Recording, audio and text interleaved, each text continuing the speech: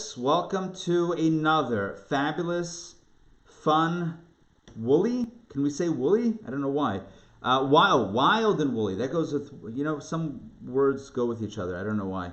Okay, but yeah, wild and woolly edition of Torah Studies. This is our Passover edition. Torah Studies, also known as AKA Pesach Boot Camp. The goal tonight is going to be to present some incredible ideas, some really mind-bending ideas about the holiday of Pesach, so that we can go into the holiday with a fresh perspective, with inspiration, with something to think about that perhaps will uplift us and make it even that more meaningful as a holiday. So we all know that Pesach, Passover, is known as the Festival of Freedom. In the Hebrew, it's called Zman Cherutenu. It's the festival of our freedom. On a very basic level, on a very simple level, it's the anniversary of the Exodus from Egypt. We were slaves, we were freed, let's party. Right? The old Jewish refrain. They try to kill us, we won, let's eat. And that's what it is. That's every holiday pretty much, except for Yom Kippur, which is we sinned, we got forgiven, let's not eat. But that's the exception. Most of it is about overcoming adversity, and therefore we celebrate. And Passover is no exception, same deal. Slaves for hundreds of years, finally free, and now we have a holiday. We eat the matzah, we eat the bitter herbs, we eat more matzah, we drink wine, and all that good stuff at the Seder. Okay, one of the notions of freedom is, hold on, let's let Steve in. Hey Steve, good to see you.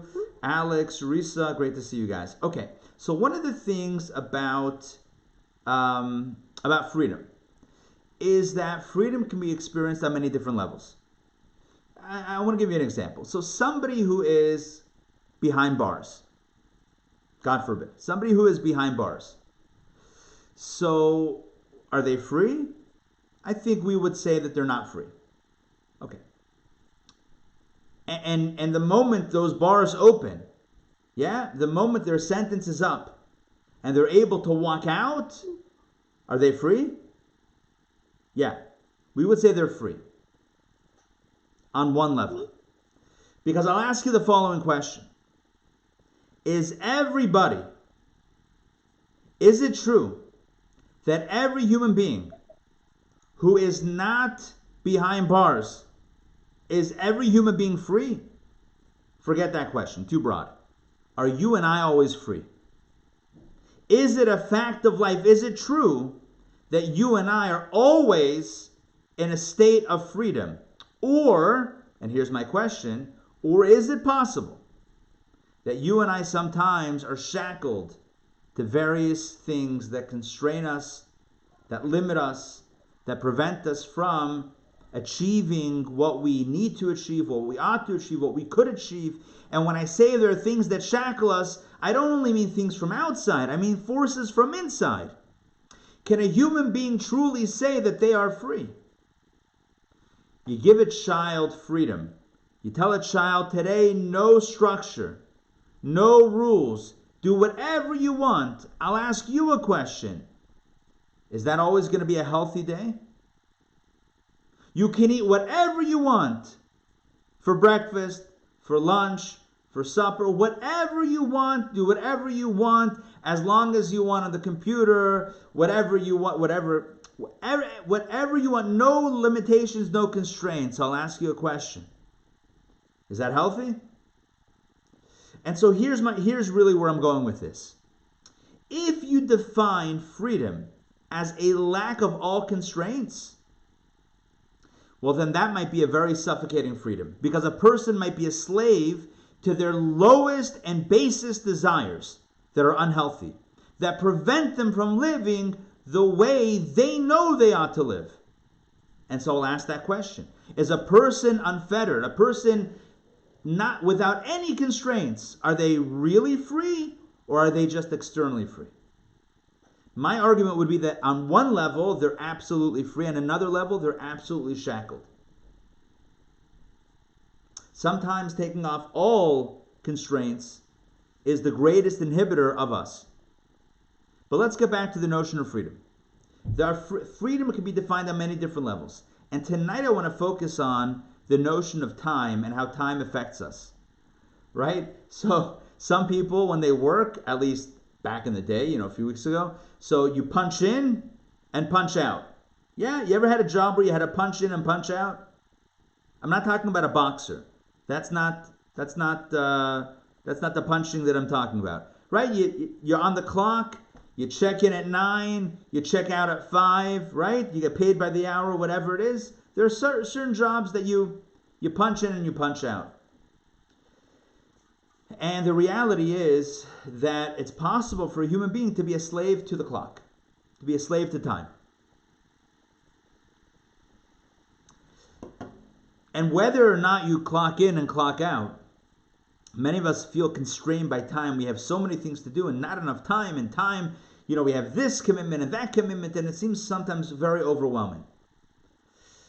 One of the basic definitions of this world, the world that we live in the mystical understanding of the world, one of the basic definitions of the world, according to Kabbalah and Hasidic philosophy, is the notion of limitation. The world is defined by limitation. What contrasts the world that we live in from the spiritual divine reality? It's about the constraints that we have. We have certain limitations that don't exist in the higher realms. What are the two most primary basic limitations that we as human beings experience? Makom and Zman. Makom and Zman. Place or space and time. Right? You know the expression space-time continuum? I don't know where that comes from. But what I do know is that according to Jewish thought, the world, the definition of what makes this world a world is that we are limited. We are constrained by time and place, which means, on a very simple level, you can only be in one place at one time. And you can only exist in one time at one time. You are where you are and you're not anywhere else. And you inhabit this moment and no other moment. Those are the limitations of space and time. I know what you might be thinking. Well, we're all in our own spaces right now, but connecting through Zoom. Yeah, Zoom is a little bit miraculous, right? Because it blurs any communication, really. Connect in a collective space from our own particular spaces, which again is kind of amazing. Nonetheless, the reality is that in general we are limited by time and space. Time and space. You have this moment, you don't have the previous moment. You have this moment, you don't have the next moment. Time is very boxed in, and space is also boxed in. You're in this space at this time and not in any other space. So that's how we typically understand the definition of the world, according to Judaism. The notion of Passover, Yetziat Mitzrayim, leaving Egypt. The mystics tell us leaving Egypt is not just a physical departure that happened 3,300 years ago. Leaving Egypt is something that we're meant to do every day in our own lives. Because Mitzrayim, the Hebrew word for Egypt, is also related to the word Meitzarim. Plural for Meitzar. Meitzar means a narrow space. Min ha-meitzar karasi ka'anani v'merchav ka. From the constraint, King David writes, Min ha-meitzar, from the constraint, karasi ka, I called out to God, Anani, please answer me. B'merchavka, God, please answer me from your place of abundance. I come to you, says the psalmist, King David, from a place of, I feel stuck. God, I know you can answer me from a place of broad, from an open place in a wide space. Mitzrayim is not just Egypt. Mitzrayim means limitations. And the notion of the Exodus, leaving Mitzrayim, leaving Egypt, means, in a timeless sense, it means leaving limitations. First and foremost, on a profound level, it means leaving the typical limitations of time and space. And so tonight we're going to talk about how to transcend time. Not time travel. Actually, yeah, time travel. Joel, I think we're all going to step into your box, into your background. Those that can see Joel's background, it looks very psychedelic, and I'm loving it.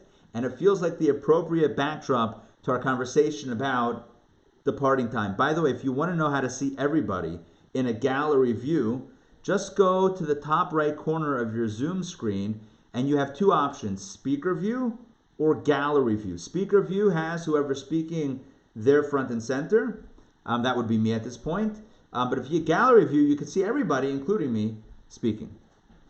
Okay, getting back to the point. Tonight we're going to focus on how to bend the rules of the universe and how to transcend time. But before we do that, we need, and we'll see why that's important also, because what is it, just a magic trick? We'll see why that's important. But before we do that, let's speak about what is time. The philosophers have a lot to say about what time actually is. The philosophers have a very, a lot of opinions about what is the nature of time. Some philosophers say that time is not actually a thing. Time doesn't exist. Time is just a random construct that we human beings have created. In other words, there's no objective thing called time. Time doesn't actually exist. Time is just something that human beings have applied on top of nature to measure things. That's one opinion. That's one philosophy. Another philosophy says that no, time is real. Time is actually real. In fact, time is connected with change. Any change is marked by time. Time and change are synonymous. And I'm pretty sure you can find, in physics, you can find calculations, formulas that explain the connection between time and change. I think Einstein even has some calculations about that. But I'm not an expert in Einstein. Moving, as you may have guessed. But here is, welcome Julie. Good to see you, Julie.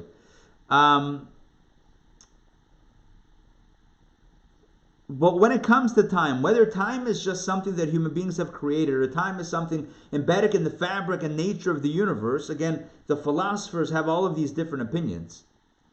There are also questions about the nature of the flow of time.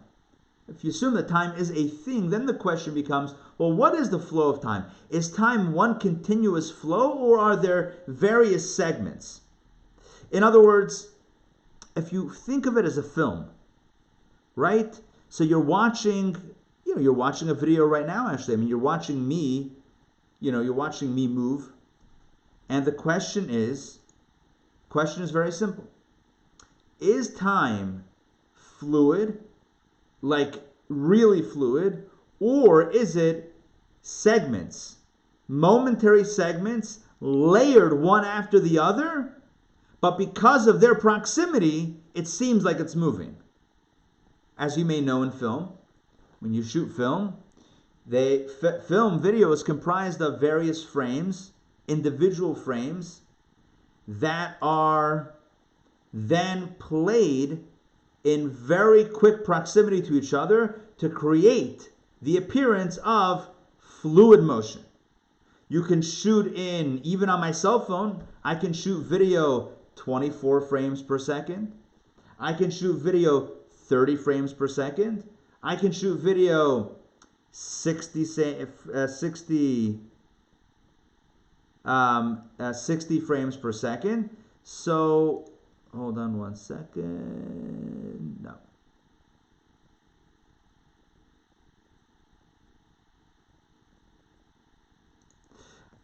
Right, so we can play back different frames in rapid succession and create the illusion of flow. So the question when it comes to time is time truly flowing? Is it actually flowing? Or is it momentary segments? that just follow one after the other, but time itself is one moment at a time? That's a question that philosophers deal with as well. And again, one could ask, who cares? How does it change my life? How does it affect my life? We'll see soon how that affects our lives.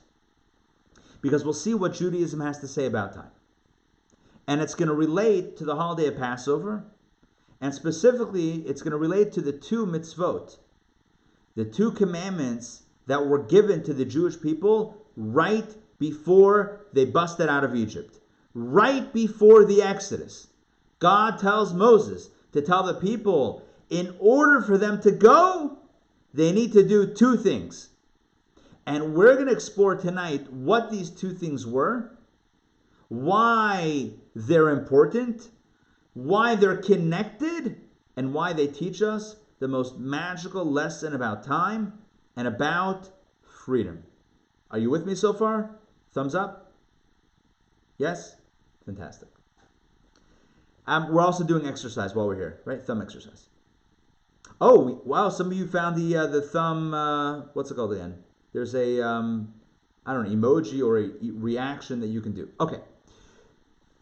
Fine. So let's explore. I'm going to share my screen, and let's explore some of the text that we have in this class.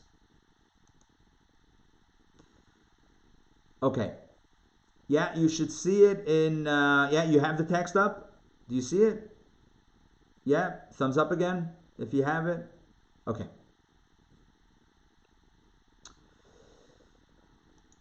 What were the two mitzvot that were given to the Jewish people prior to the Exodus? So let's read this together.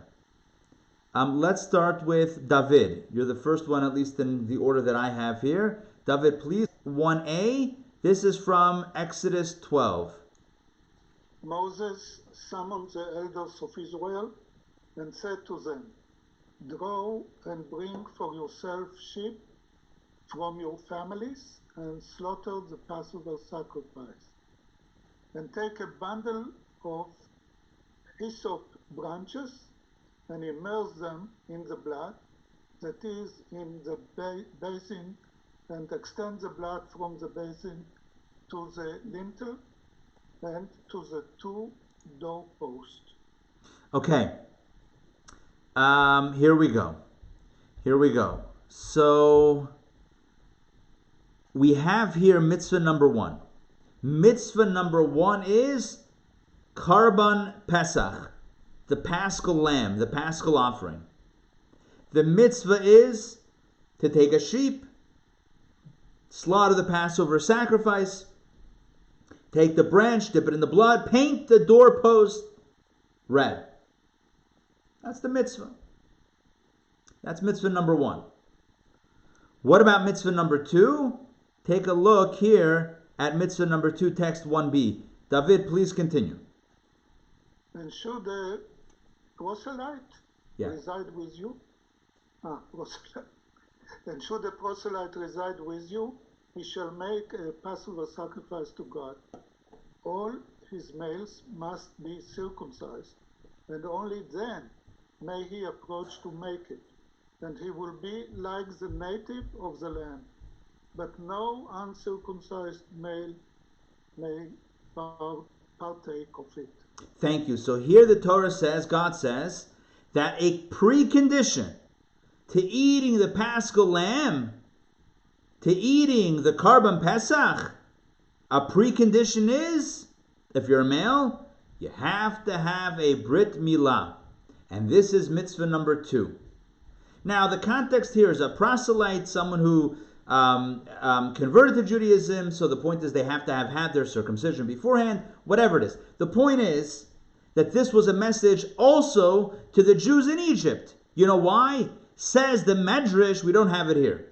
You have to take my word for it. Says the Midrash says that when the Jews were in Egypt for 210 years, faced with harsh slavery, although God had told Abraham, and Abraham had told Isaac, and Isaac had told Jacob, and Jacob had told the 12 tribes, and the 12 tribes had told their children to circumcise themselves.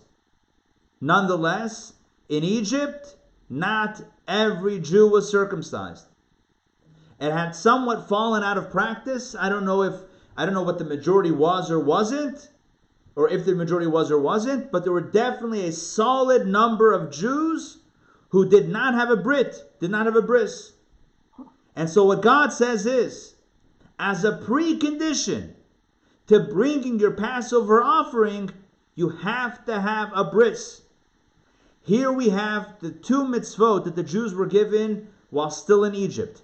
God says, before you get out, before you taste freedom, in other words, in order for you to taste freedom, you have to have the mitzvah of Karban Pesach, the Paschal offering, and you have to have the mitzvah of Brit Milah, circumcision. Those are the two necessary mitzvot.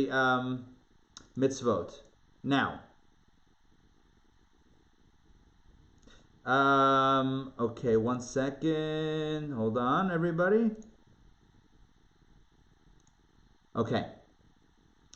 Lisa, welcome. We have Lisa that just got on. Lisa, welcome. My apologies for leaving you in the waiting room for a minute. Okay. Now, so again, as a precondition to the Exodus, we have two mitzvot. Now, understand why this is important. David, one more, text 1c, top of 214. Last one for you. God will pass over to strike the Egyptians, and he will see the blood on the lintel and on the two doorposts, and God will pass over the entrance, and he will not permit the destroyer to enter your homes to strike you. Thank you. What destroyer are we talking about? Who's the destroyer? What is this, a game of Battleship? The destroyer was the angel of death, the 10th plague.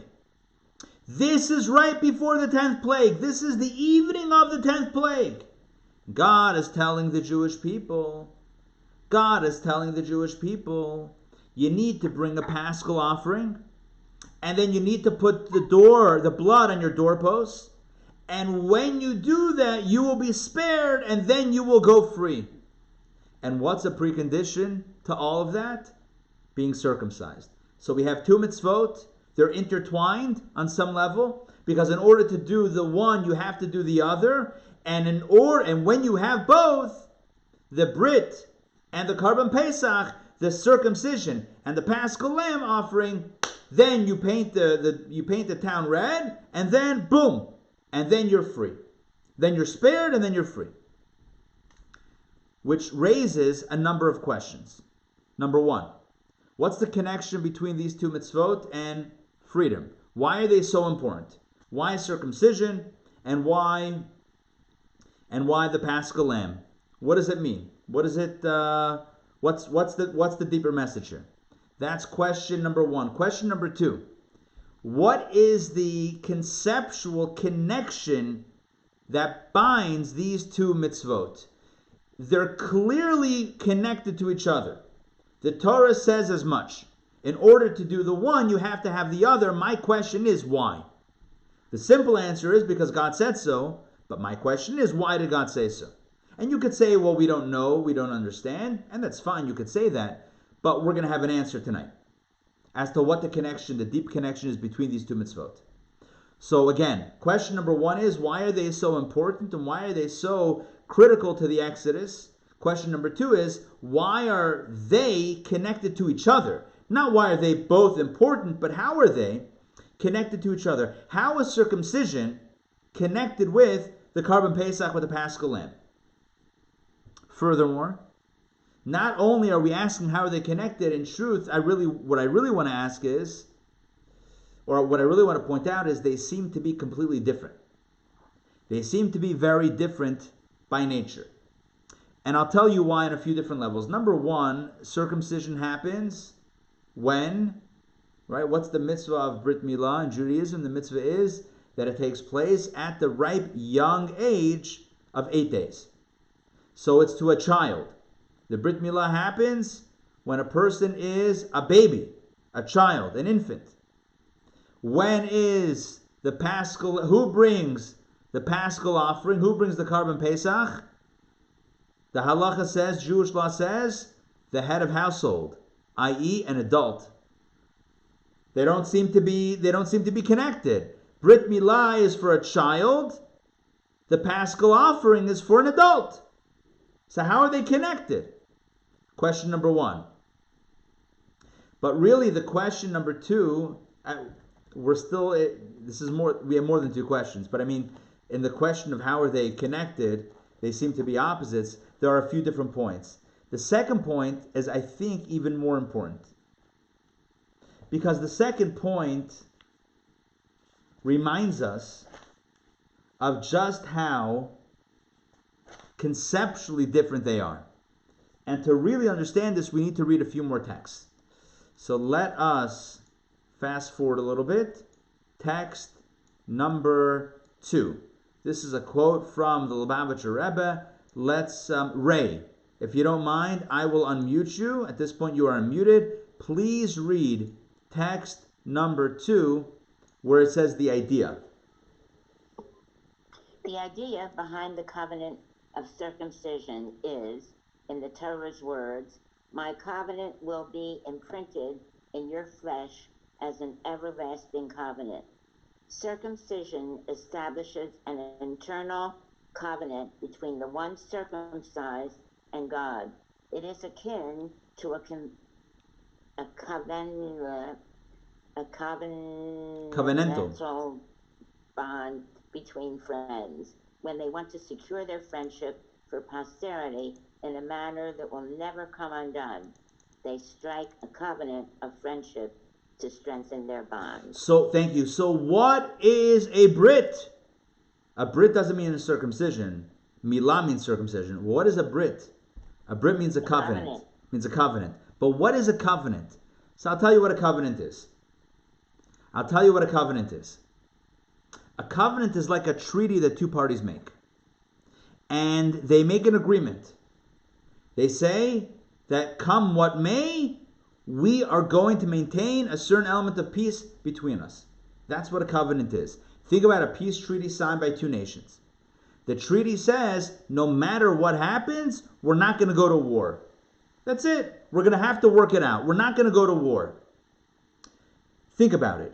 If the two countries are at peace with each other, so why do you need to sign a covenant?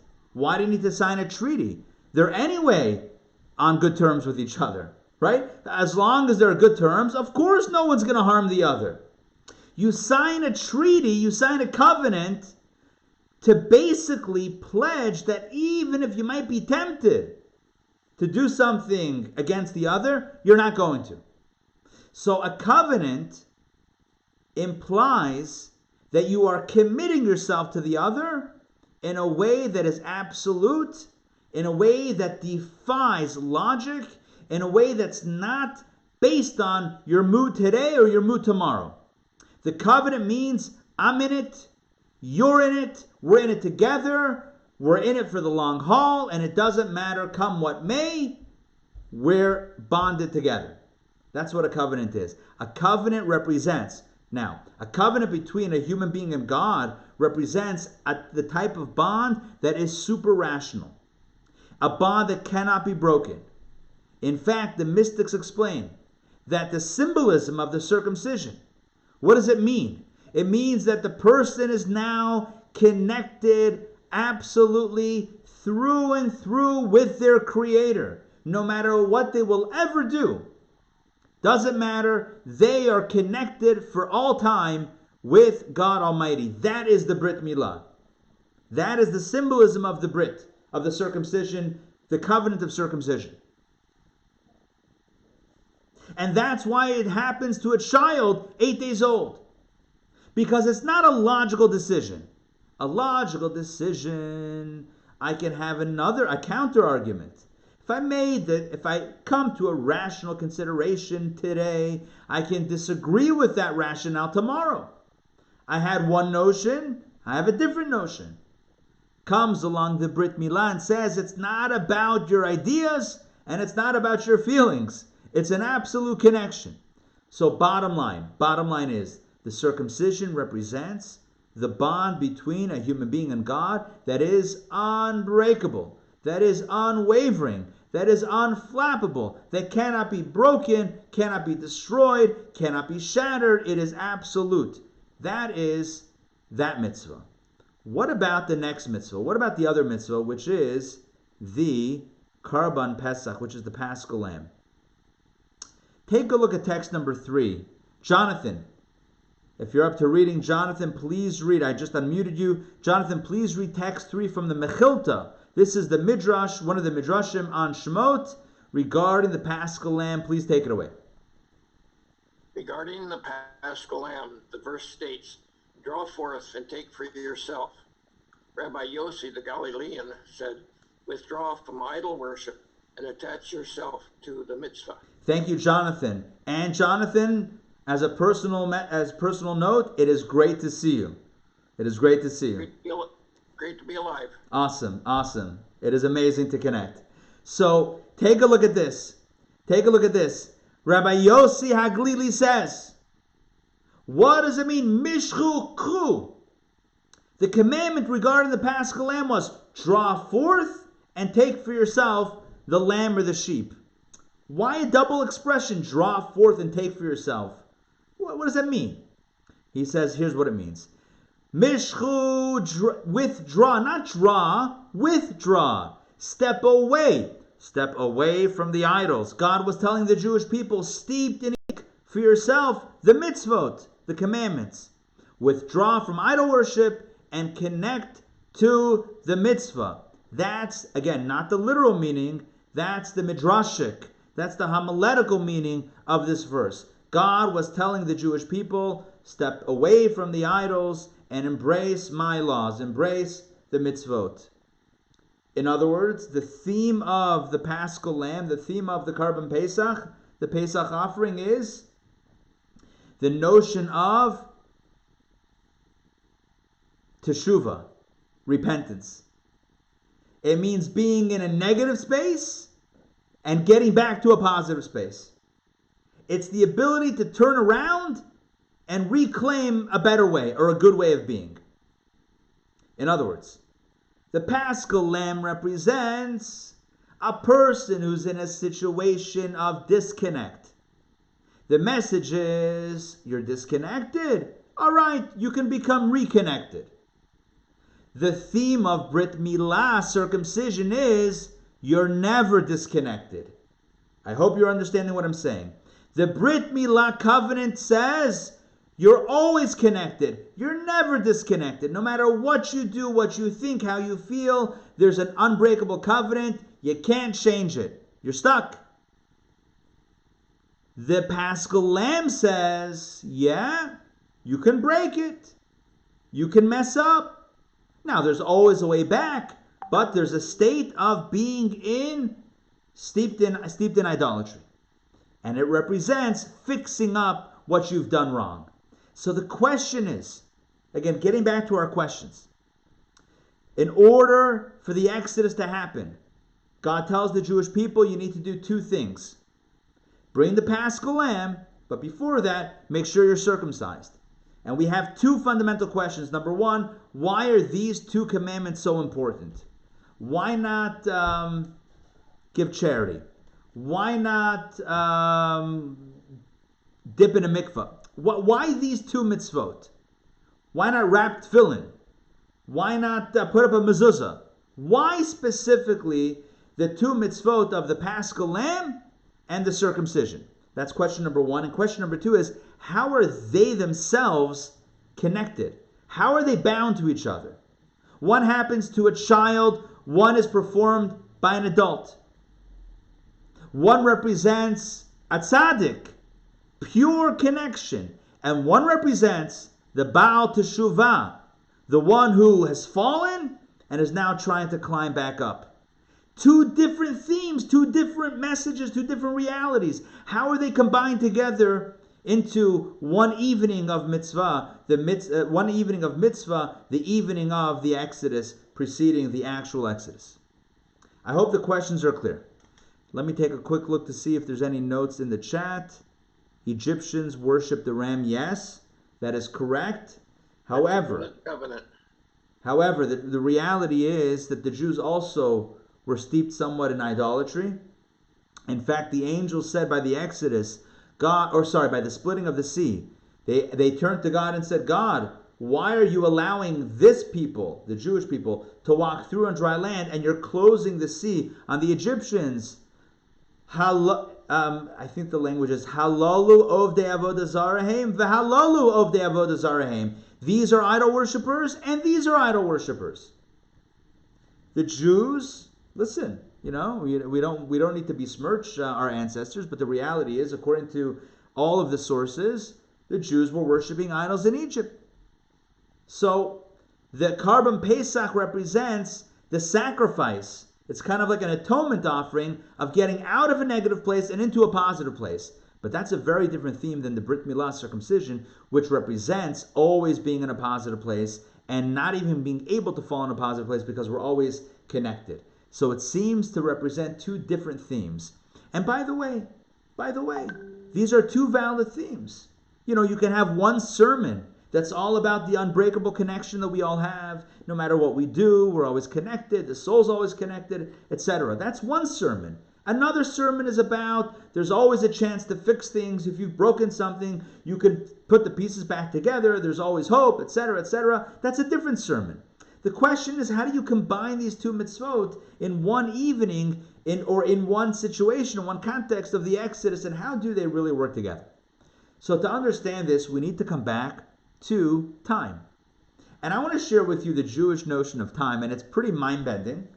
Some of you have heard me talk about this before. We had a course a few years ago that was titled What Is, which is a very awkward title because it's kind of like a hanging sentence. But the course was titled What Is, and it was a course about Kabbalah. And one of the classes focused on the Kabbalah of time, what Judaism and what Jewish mysticism has to say about the very notion of what time is. And I talked about before in the beginning of this class, various philosophers. Some say that time is made up. Some say that time is inherently, intrinsically connected with change. Change is time, and time is change. Some say that time is completely fluid. Some say that time is different moments and segments. What does Judaism say? What does Kabbalah say? So I'll tell you. The Kabbalists teach that that the universe is being created from anew each and every moment. The Kabbalists say that at every moment the entirety of creation is being recreated. The previous universe is gone in a sense, and there's a brand new creation in this moment. Hamachadesh betuvo b'chol yom tamid ma'aseh bereshis. We say in the prayers in the morning, every single morning, weekday and Shabbat. Hamachadesh betuvo, he who renews in his goodness. B'chol yom tamid, constantly every single day. Ma'aseh bereshit, the act of creation. God renews every single day, and the Kabbalists stress every moment, the act of creation. This is known as the doctrine of constant creation. Everything must constantly be recreated from anew. Now,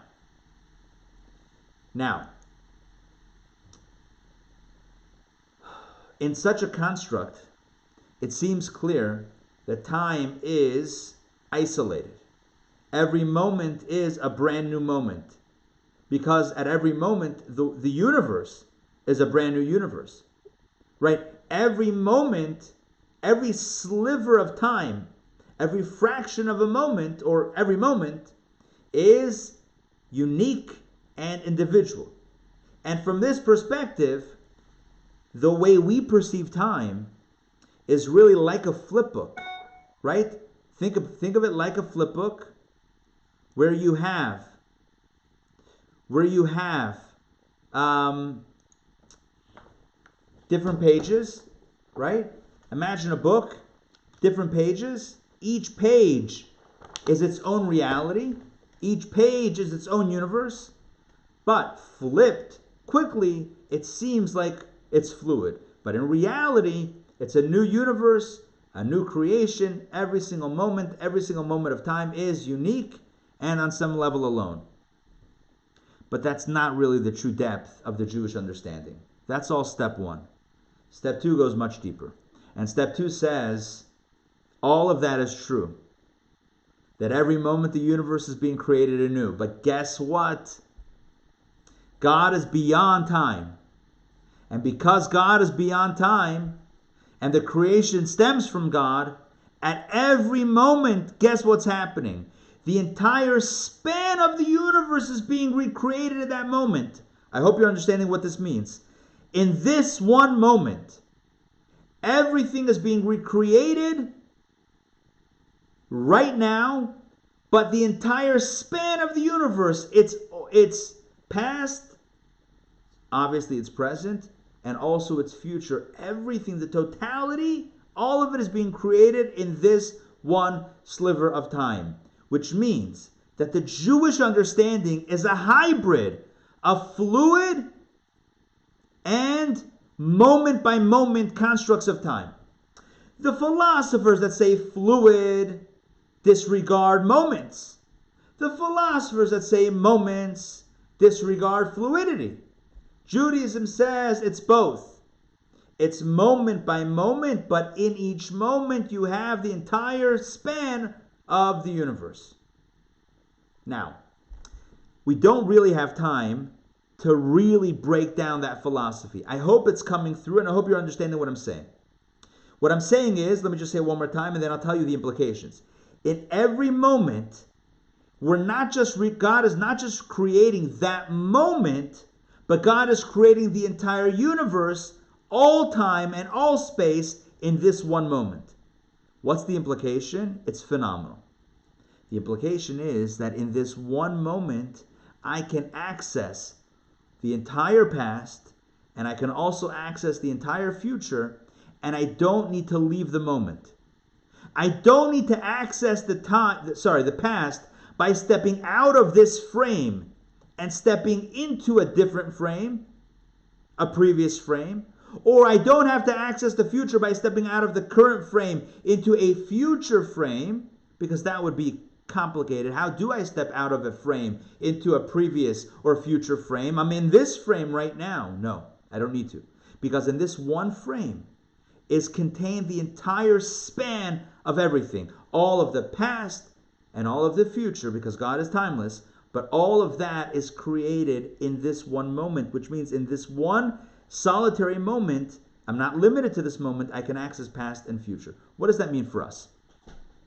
What it means is, again, very practically, is that I never need to feel that I am tethered to the past, to a past that I cannot change. Right now I can choose to be different than I was, and in doing so I might be able to radically transform the past itself.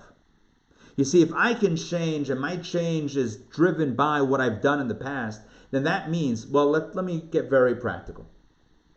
Let's say I said something to hurt a loved one. That happened. Let's say it happened. And now I'm in this moment right now. So that happened at some point in the past, and now I'm in this moment. Can I fix it? Some say you can't fix it, because that always remains. That moment, that fragment in time remains forever, and you can't access it. Kabbalah teaches, no. In this one frame are all the frames. You have absolute access to it. And how do you change it? By deepening the relationship with that person, by creating a healthier relationship with that person, precisely because of the pain that you feel for having hurt them. And if that's the case, if the pain that you feel right now due to something that you've done in the past to them motivates you to deepen your relationship and get closer with them right now, henceforth, you know what that means? That means that on some level, that previous moment of hurt was actually a moment of healing.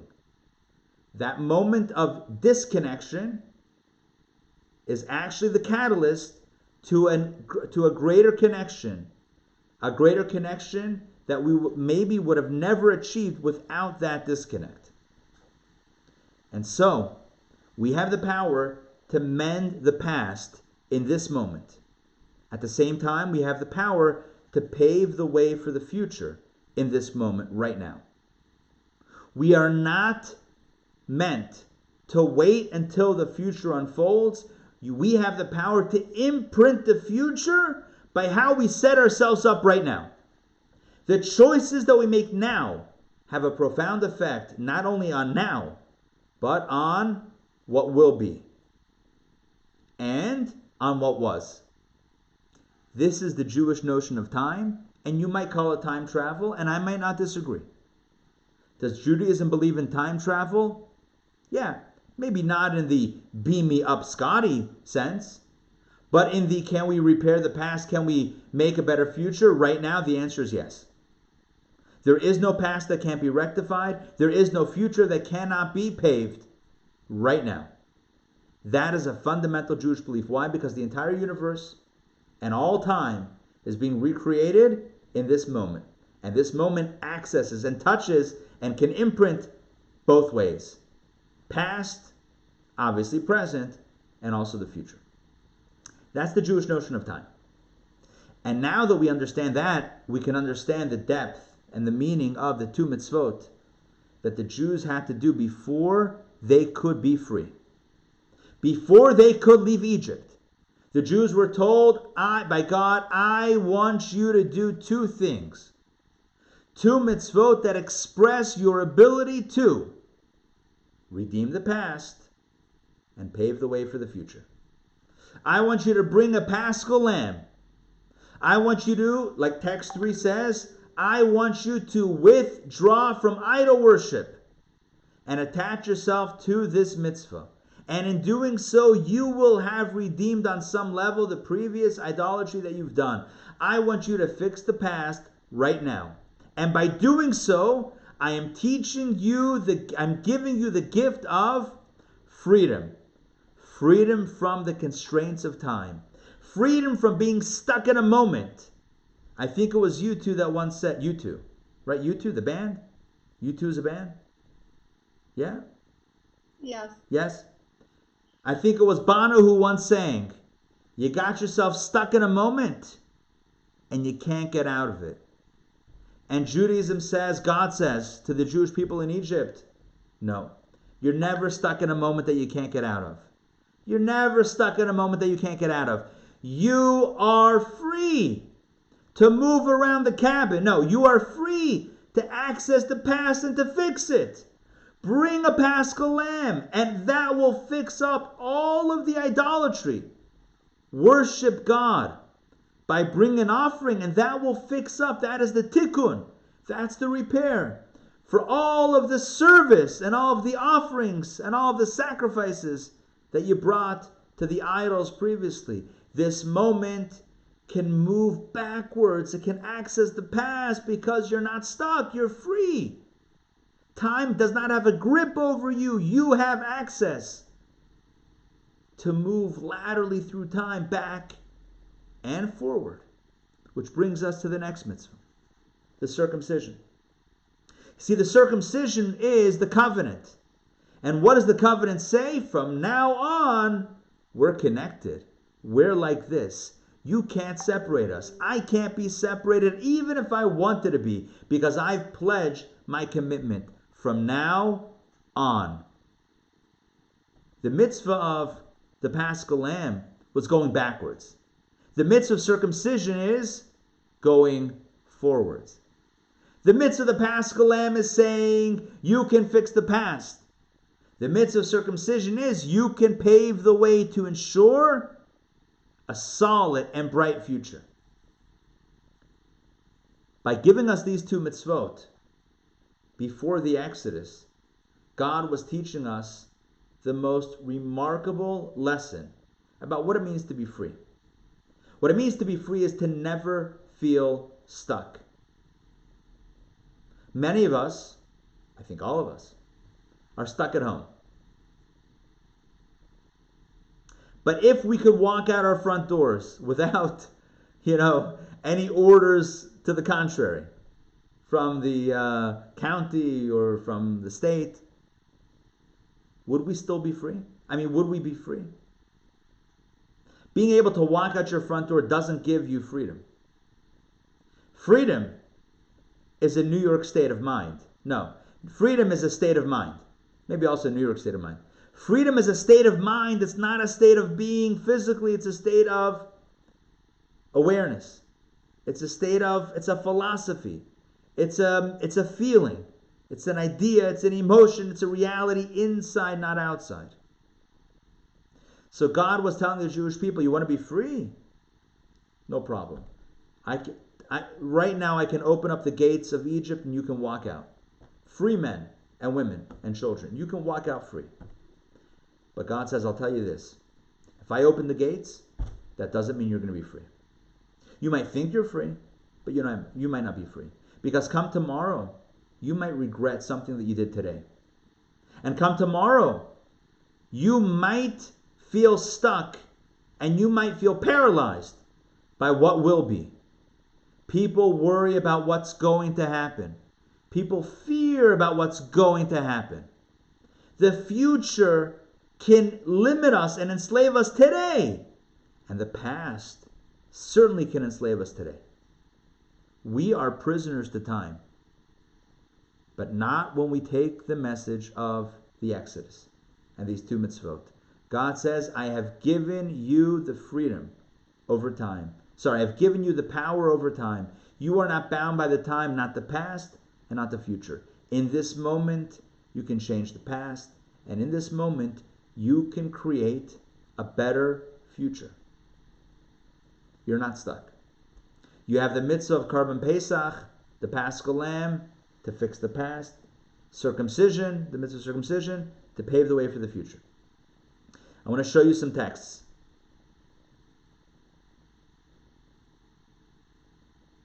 Take a look at this one right here. Text 5a. I'm going to read this now. The Rebbe writes in a letter, 5a, every moment in life, every moment, serves as an introduction to the hours and days that follow it, the future, as well as a continuation to the hours and days that have passed. Every moment is linked to the future. It's a stepping stone to the future, and it is following the past. But because of the unique nature, as I said before, of the creation of time, we have the ability to reach back and reach forward. Take another look at this. Look at another text.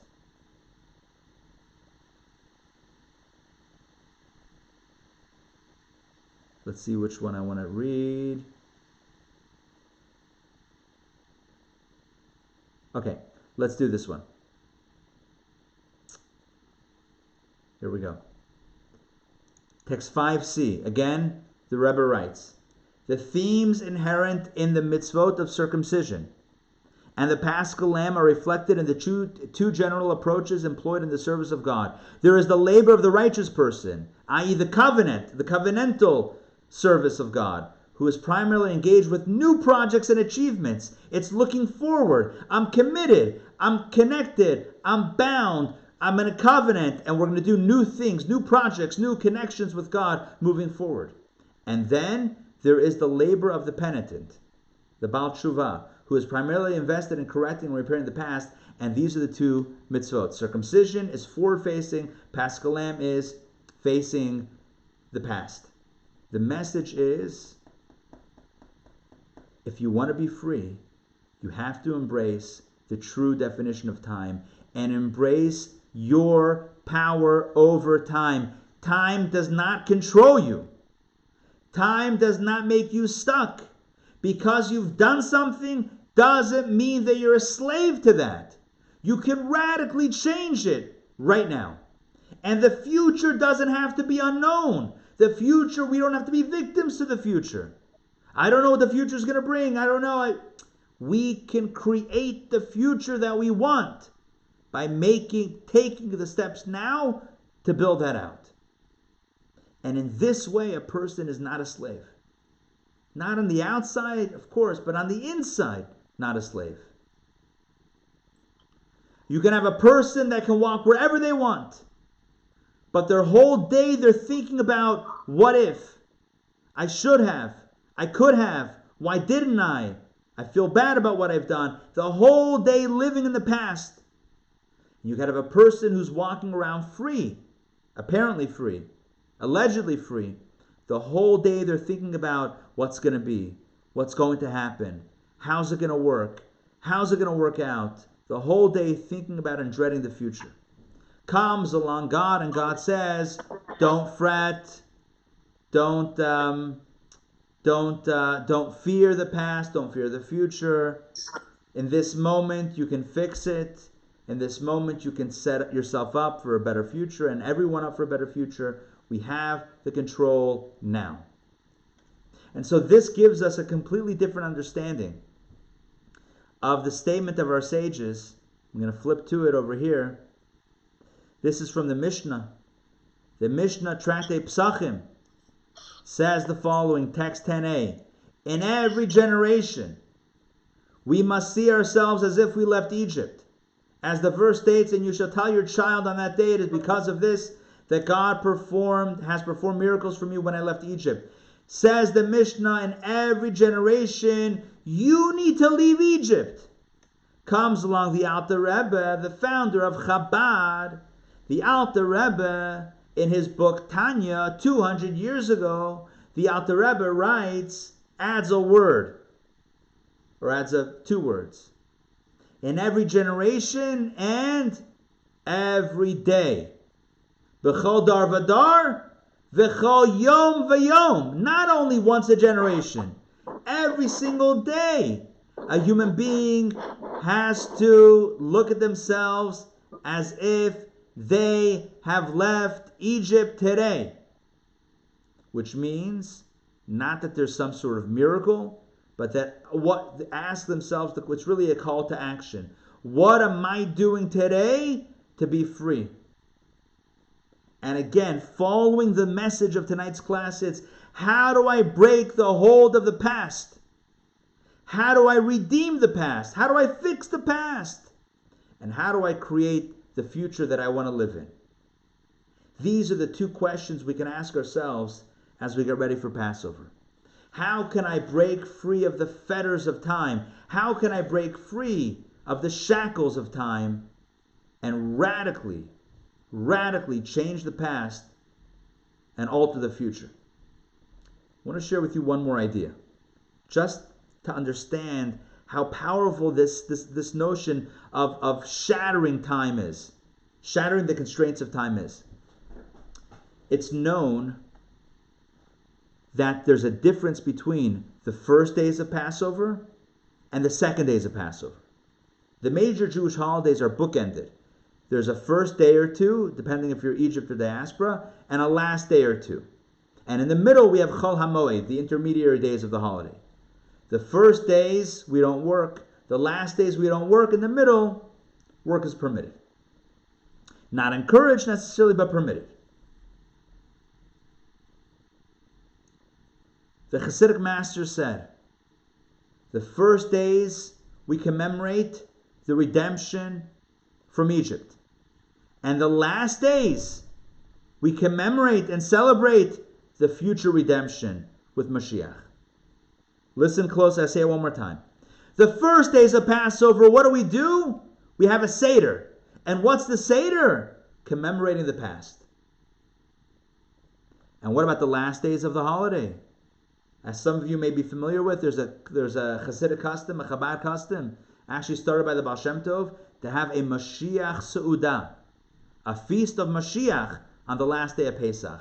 On the last day of Pesach, we read the Haftorah that talks about Mashiach, the future redemption. So the first days of Passover, we celebrate the Exodus, the redemption 3,000 years ago. The last days of Passover, we celebrate the future redemption, the future Exodus, Mashiach. So we can ask the question, it's one thing to relive the past, but how can you live the future? It's one thing to commemorate the past, but how do you live the future? You know what the answer is? Tonight's class.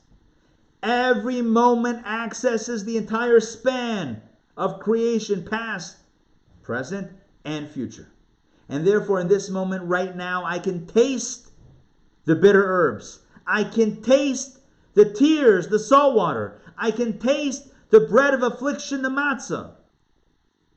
Called poor man's bread because it drained my bank account. No, I'm kidding. Right? I can taste the ancient tastes. On the last days of Pesach, I can taste the future. How do I know what it tastes like? It hasn't happened yet. That's the power of Passover. That's the power of breaking through boundaries. Not only can I access what already happened, I can also access what hasn't yet happened. And I can celebrate the joy of Mashiach, even though it's not here yet.